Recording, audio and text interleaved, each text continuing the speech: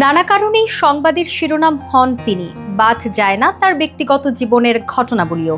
প্রেম, বিয়ে বা বিচ্ছেদ নিয়ে হরহামেশায় আলোচনার জন্ম দেন ঢাকাই সিনেমার চিত্রনায়িকা পরীমনি। গৃহকর্মী মারধরের ঘটনা থেকে শুরু করে শেখ সাদির সঙ্গে সম্পর্কের গুঞ্জন, সব মিলিয়ে ফের আলোচনায় এসেছেন চিত্রনায়িকা পরীমনি। সম্প্রতি তার দুটি ফেসবুক স্ট্যাটাস ঘিরে আবারও উঠেছে বিতর্কের ঝড়। কি লিখেছেন পরীমনি, আর কাকেই বা উদ্দেশ্য করেছেন তিনি? দুটি স্ট্যাটাসের একটিতে শুধু একটাই শব্দ, ব্ল্যাকমেইলার। তবে কাকে ইঙ্গিত করেছেন তিনি তা খোলাসা করেননি। তবুও নেট দুনিয়ায় গুঞ্জন এটা শেখ সাদিকে নিয়ে।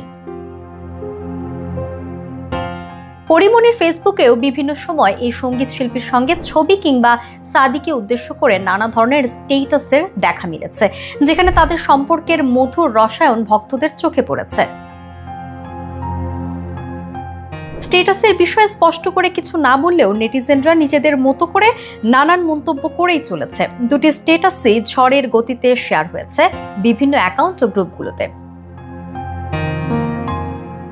কেউ বলছেন নায়িকা তাহলে ব্ল্যাকমেইলের শিকার হচ্ছেন, কারো আবার মন্তব্য হয়তো পরবর্তী কোনো সিনেমা কিংবা ওয়েব সিরিজের প্রচারণায় এই পন্থা বেছে নিয়েছেন পরী।